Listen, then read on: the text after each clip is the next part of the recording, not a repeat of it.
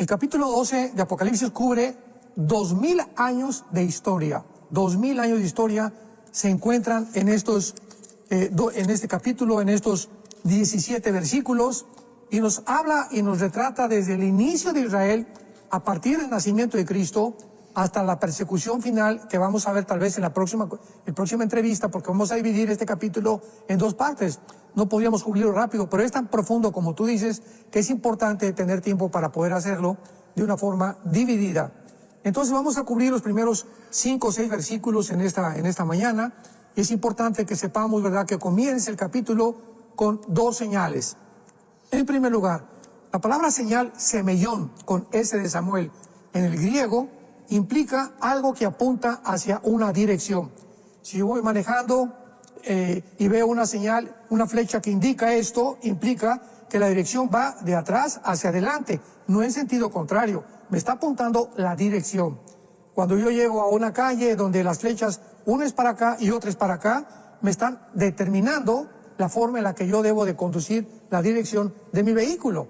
Entonces, cuando la Biblia habla de señales, por ejemplo, los milagros de Cristo, en el capítulo 2 de Juan, las bodas de Canaán, fue la primera señal donde apuntaba la Biblia hacia dónde era Jesucristo, hacia dónde iba a dirigir Jesucristo, y quién era la persona de Jesucristo con sus milagros maravillosos que hizo. Entonces, la señal en el cielo que aparece aquí de una mujer vestida del sol, con la luna debajo de sus pies y con sobre una corona de 2 estrellas, está apuntando a una señal. ¿De qué cosa? En primer lugar, esta señal de esta mujer está en el cielo, no está en la tierra. ¿Por qué? Porque cuando dice la Biblia que la señal estaba en el cielo, nos habla que comienza Dios a correr la cortina, que lo significa la palabra Apocalipsis, para poder mostrarnos que toda la guerra que se está llevando a cabo aquí abajo en el planeta Tierra tiene sus repercusiones en el cielo e igualmente del cielo hacia la tierra. Entonces vemos que la mujer está en el cielo. ¿Quién es la mujer? Pues claramente que es Israel. No es la Virgen María, como se ha tratado durante muchas veces de una forma completamente equivocada. Lo vamos a demostrar por qué. Y vemos nosotros que tenemos que recurrir ahora al principio de la Biblia, al capítulo 37 del Génesis, para ver exactamente que esta visión de esta mujer, de este sol, de esta luna y las estrellas, es la misma que tuvo José cuando él le comentó este sueño a sus hermanos. Dice Génesis 37, versículo 9.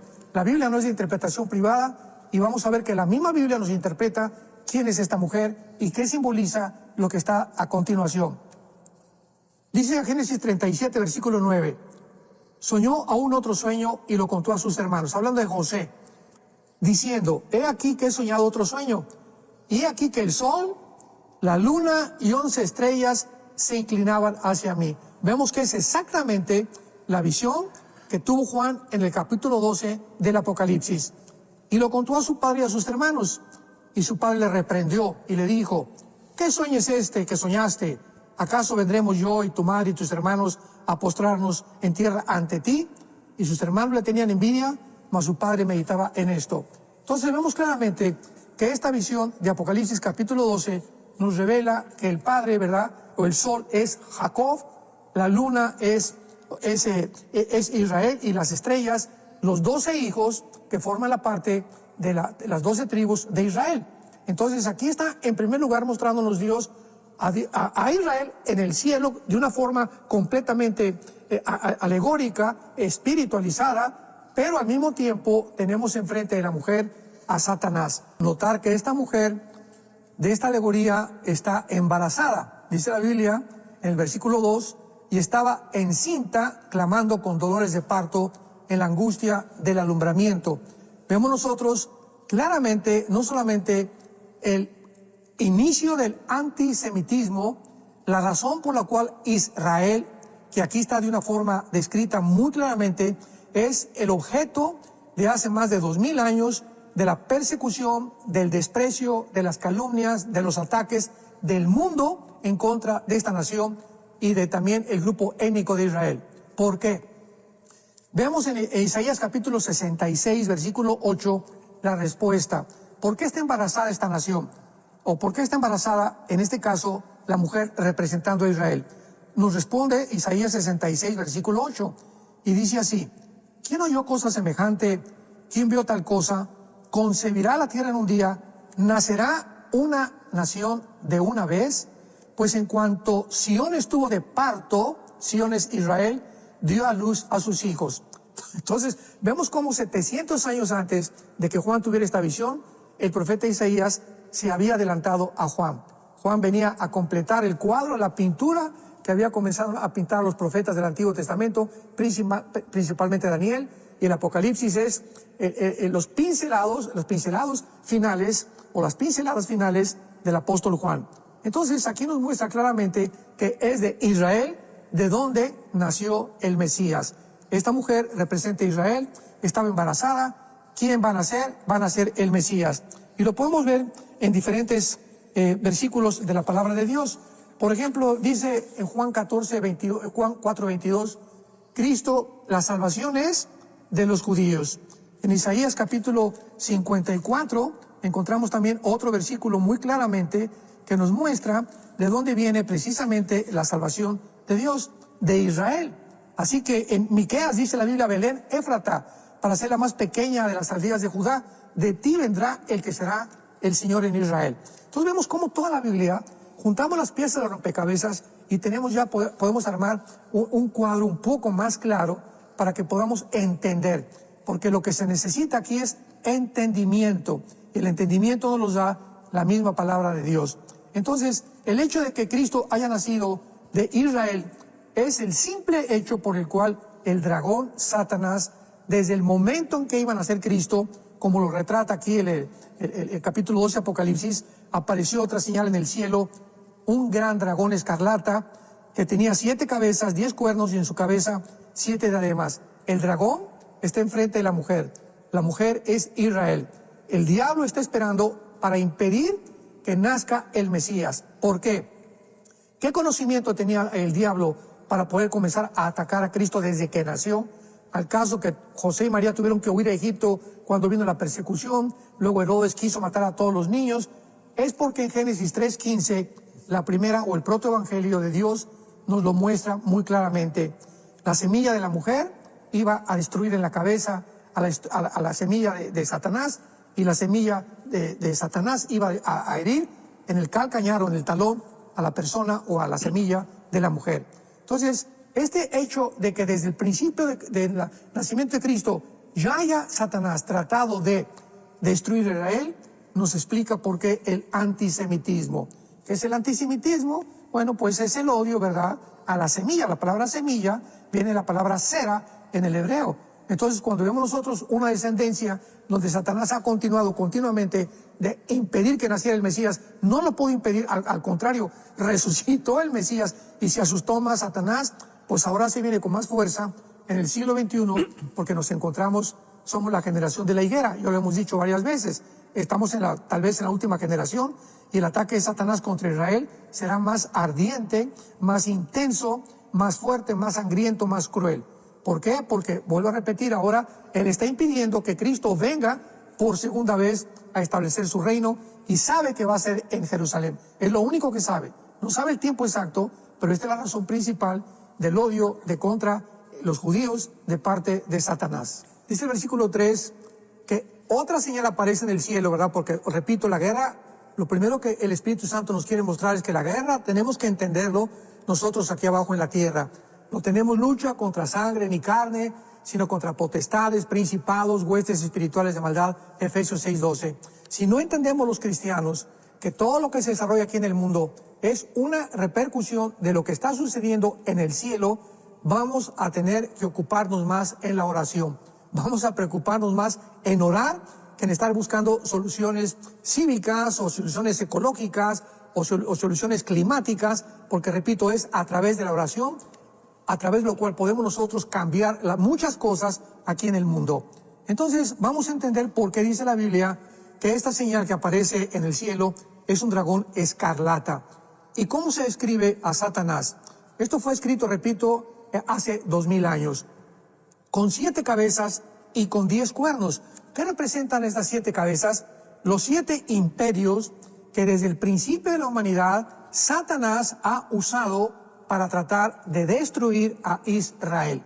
O sea, esto va antes de Jesucristo. El capítulo 12 es de hace 2000 años hacia acá. Pero aquí el Espíritu Santo nos introduce a los imperios que antes de Cristo ya habían tratado de destruir Israel.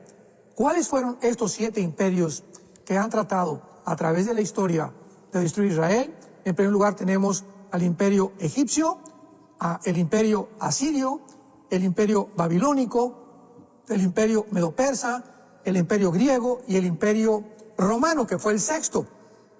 ¿Por qué habla aquí de 7 cabezas? Bueno, porque si leemos Apocalipsis 17, falta el 7º imperio, que serán las 10 naciones que van a formar una organización para, antes de que el anticristo surja, unir al mundo bajo un solo gobierno. Este gobierno tiene que estar antes de que surja Cristo. Entonces, lo hemos dicho tantas veces, hasta que no veamos 10 naciones, 5 de Europa y 5 del Medio Oriente, que se unan en un G10 para formar una confederación del Mediterráneo, con el propósito de formar el gobierno que va a anteceder el 8º reino, que es el anticristo, que lo escribe Apocalipsis 16, él es el 8º, el anticristo es el 8º, o Satanás, entonces lo podemos comprender. Entonces, estas 7 cabezas, hasta que venga el anticristo, son los 7 gobiernos que van a formarse. Y los 10 cuernos son las 10 naciones que de estos 7 gobiernos van a surgir. Y lo más interesante es que casi todos estos gobiernos, ¿verdad?, o estos imperios que describe la Biblia han sido de carácter islámico, aun cuando el Islam fue formado 605 años aproximadamente después de Jesucristo. Anteriormente siempre ha habido en el Medio Oriente el odio de la semilla en contra de Israel, pero ahora va a acrecentarse cuando el gobierno islámico, que está formado ya y que está a punto de poder llevar a cabo el famoso califato o el liderazgo de la hermandad musulmana, ahora con la cuestión de que Irán y Siria ha quedado completamente conquistada por más de 3 o 4 grupos islámicos, terroristas, yihadistas, completamente radicales. Se está acelerando esto de una forma impresionante. Esta es la razón entonces por la que Satanás ha gobernado 7 imperios y gobernará las 10 naciones finales que van a perseguir a Jesucristo y a su pueblo. Cuando menciona el versículo 3 que tenían 7 cabezas y 10 cuernos, observamos que dice la Biblia, y en su cabeza 7 diademas, o sea, están coronados. O sea, Satanás muestra aquí claramente que este último gobierno, las 7 diademas que se mencionan, son los 7 imperios, porque la diadema implica corona y solamente los reyes llevan las coronas. Y otra cosa importante que menciona aquí, para terminar con el dragón o con Satanás, es que la cola, o sea, Dios quiere que entendamos claramente Israel y por qué Israel está sujeta y estará sujeta hasta que Jesucristo regrese a una persecución implacable de parte de los poderes de las tinieblas. Dice el versículo 4 que la cola del dragón, esto es muy importante, arrastraba, y es la primera parte en toda la Biblia que se menciona lo siguiente: la cantidad de ángeles que Satanás arrastró con él en su rebelión antes de que el ser humano fuera creado en el planeta Tierra. La Biblia nos describe una rebelión en Ezequiel 28, Isaías 14, del 12 al 14, acerca de Lucifer. Y dice la Biblia aquí en el versículo 4, la única vez que lo dice la Biblia, que era la tercera parte de las estrellas. Y sabemos que no son las estrellas literales. ¿Cómo lo sabemos? Bueno, vamos a verlo, por ejemplo, en el capítulo 8 del libro de Daniel, que nos habla exactamente lo mismo que el anticristo va a hacer, porque las estrellas en la Biblia tienen una relación muy, muy estrecha con los ángeles caídos principalmente. Y veamos esto en Daniel capítulo 8, cuando el imperio griego es dividido en 4 partes. ¿De qué forma se menciona al anticristo? Mencionando otra vez las estrellas como los ángeles caídos. Y asumimos que no son estrellas literales, desde luego. Dice Daniel 8, versículo 9, hablando del anticristo: de ellos salió un cuerno pequeño, que es el anticristo, que lo menciona el capítulo 2 y el capítulo 7 de Daniel, que creció mucho al sur y al oriente, y hacia la tierra gloriosa, o sea, pero no hacia el norte. Entonces vemos claramente que de las 4 divisiones que tuvo el imperio griego, que fueron Egipto, Siria, Macedonia y Turquía, es de la región del norte de Siria, entre Siria e Irak, de donde, de acuerdo al capítulo 8 de Daniel, surgirá la persona del anticristo. Aquí no hay duda alguna de que sea el anticristo. ¿Por qué? Versículo 10. Se engrandeció hasta el ejército del cielo. Esto no puede ser Antíoco Epífanes, porque esto es una figura también de Antíoco antes del anticristo, que es un protagonista que precede al anticristo, pero es una profecía doble, como se puede clasificar escatológicamente. Y parte del ejército de las estrellas echó por tierra. Parte del ejército y de las estrellas echó por tierra. ¿Quién es el único que ha hecho esto? Satanás. Lo corrobora Apocalipsis capítulo 12. Entonces, al describir esto en un pasaje donde hay una división del imperio griego, nos está tratando el Espíritu Santo de poder hacernos entender de qué región geográfica va a surgir el anticristo. Entonces, el anticristo no va a surgir de la Europa oriental o de la Europa occidental, porque Europa se divide en el norte de África y el Medio Oriente. El antiguo Imperio Romano se dividió en Europa, el norte de África y el Medio Oriente. Entonces el anticristo va a surgir de la Europa o el antiguo Imperio Romano del Oriente, que es realmente encabezado por Turquía. Recordemos que cuando se divide el Imperio Romano, se divide en Roma y en Constantinopla, que duró casi 1500 años. De ahí surgió el Imperio Bizantino, y fue en Constantinopla, que es Estambul, Turquía, donde el Imperio Romano fue dividido. O sea, Turquía está dividida en Asia y en Europa. Es la única nación en el mundo que está en medio, ¿verdad?, de dos continentes. Entonces, es interesantísimo esto, porque Turquía va a tomar un protagonismo importantísimo en estos días en los que ya estamos a punto de ver o que la OTAN va a sacar a Turquía de la OTAN, o Erdogan, el presidente de Turquía, a renunciar de Turquía, porque Turquía aparece en la Biblia como una de las naciones principales del anticristo, que el anticristo va a gobernar. Así que vemos claramente que la profecía de Daniel capítulo 12, cuando está mencionando las estrellas que echó al cielo, se refiere a los ángeles caídos. Entonces tiene un ejército tremendo, ¿verdad? No sabemos cuántos millones de ángeles caídos están bajo Satanás, pero nos muestra claramente que es una organización claramente desarrollada, planificada, estructuralmente de una forma sobrenatural, con la sabiduría que tiene Lucifer para poder llevar a cabo lo que está llevando a cabo en el universo. Si consideramos y podemos entender que ha usado los imperios, o sea, Satanás se puede aparecer en la tierra, ¿verdad? Y los ángeles pueden aparecerse y físicamente destruir soldados, ejércitos, etcétera, etcétera, pero no se lleva así. Lo mismo que Dios. Dios podía hacer muchas cosas, pero vemos que Él manda a sus ángeles. Todo el libro de Apocalipsis son los ángeles trabajando de parte de Dios. Dicen los salmos que los ángeles obedecen la voz del decreto del Dios soberano del universo. Entonces, de la misma forma, Satanás emplea a sus ángeles caídos y emplea a sus demonios. Esto es importante. Los ángeles caídos no son los demonios, ni los demonios son ángeles caídos. Son dos entidades completamente diferentes. Los ángeles caídos no han perdido sus cuerpos, se pueden materializar. Dice Hebreos capítulo 13 que muchas veces, sin saberlo, hemos hospedado ángeles, como aparecieron en Apocalipsis, en Génesis capítulo 18, caminando con Cristo y entrando a Sodoma y Gomorra, con la forma física, humana de nosotros. Entonces los ángeles pueden tomar forma humana, pero esto se llevará a cabo hasta el final en la gran tribulación. Entonces, considerando esto, que Satanás ha usado siempre los gobiernos, tenemos que entender algo. Satanás pregunta, ¿continuará usando los gobiernos para lograr su fin y para lograr exactamente su propuesta, su objetivo, que es la destrucción de Israel? Y claro que acabar con todo lo que sea la creación de Dios. La respuesta es sí, y nos las da Apocalipsis capítulo 16. ¿Por qué tenemos que ver esto con muchísima atención? Porque es la razón por la cual Pablo, en 1 Timoteo capítulo 2, nos pide que oremos por los líderes, por los gobernantes. Y creo que hay muy pocas iglesias en el mundo que tienen reuniones de oración orando por su presidente. Ya sea bueno, ya sea malo el presidente, ya sea de izquierda, ya sea de derecha, tenemos que orar por ellos, porque es la forma en la que Dios ha diseñado, nos ha determinado para que podamos nosotros creerlo y que, como dice en Santiago capítulo 4, Elías oró y se cerró el cielo por 3 años y medio. Y la oración del justo puede mucho. Dios nos está implicando qué poderosa es la oración, pero tenemos tan poca confianza en lo que podemos nosotros lograr a través de la oración.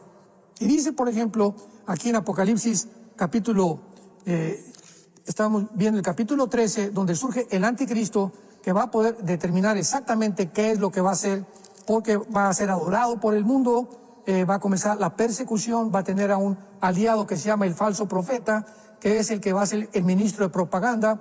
El falso profeta es el que va a hacer que realmente podamos nosotros entender que va a poner las marcas del anticristo, no el anticristo.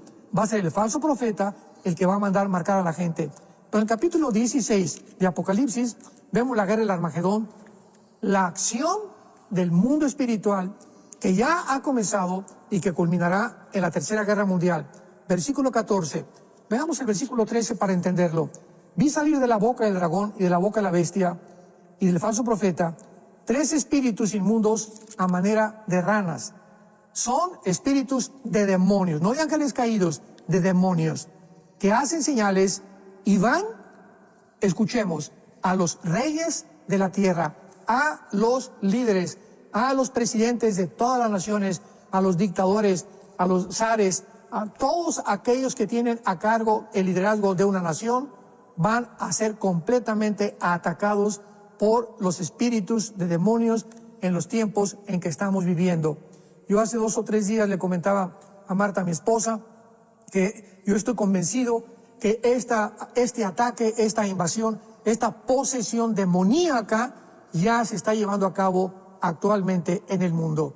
¿Cómo podemos nosotros deducirlo? Simplemente, cuando tú escuchas ya los discursos de algunos líderes, me reservo el nombre, de muchas naciones, la forma como se expresan, la forma como se conducen, sus ideas son completamente locas ya. Y es una psicopatía impresionante que dices, ¿cómo puede este hombre estar gobernando esta nación? Pero es un loco, ¿verdad? Pero es que estamos en manos de locos.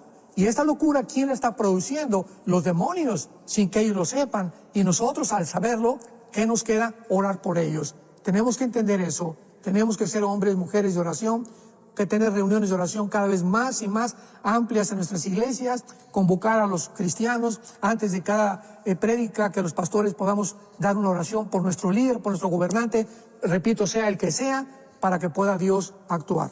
Qué importante es ahora que vemos aquí en Apocalipsis 12, que en el versículo exactamente donde se describe el nacimiento del Mesías, versículo 5, dio luz a un hijo varón, porque el Mesías tenía que ser con la cromosoma XY, que es la que determina el género del varón.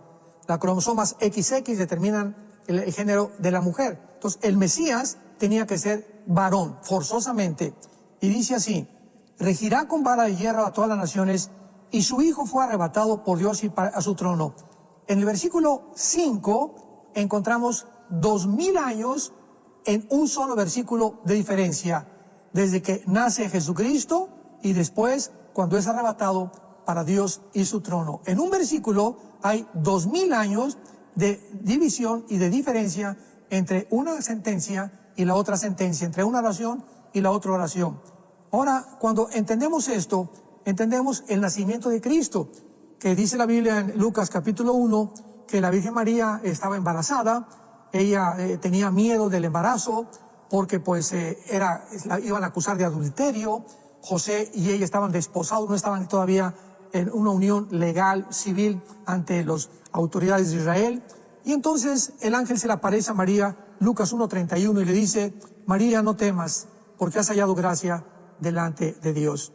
Ahora vas a concebir y darás a luz un hijo y llamarás su nombre Jesús. Es el ángel el que le pone el nombre a Jesucristo. No fue José ni María. Le pondrás Yeshua, que se traduce Jesús en el latín, ¿verdad? O Yesui, que significa el Salvador. Será grande, llamado Hijo del Altísimo. El Señor Dios le dará el trono de David y su padre, lo que Apocalipsis 12 corrobora Juan claramente, y fue arrebatado para el trono de su padre, y reinará sobre la casa de Jacob, y esto es claro que su reino no tendrá fin.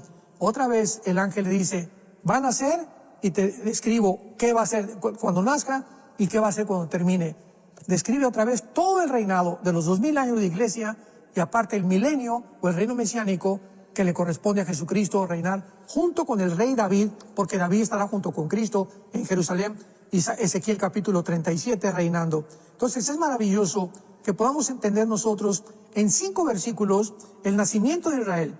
¿Por qué el antisemitismo? ¿Por qué el odio de Satanás en contra de Israel? ¿Qué es lo que ha hecho Satanás durante todos estos tiempos, desde el principio de los imperios? ¿De qué forma Satanás opera con una tercera parte de sus ángeles?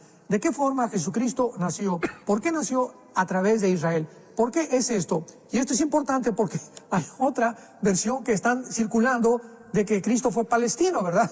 O sea, por el amor de Dios.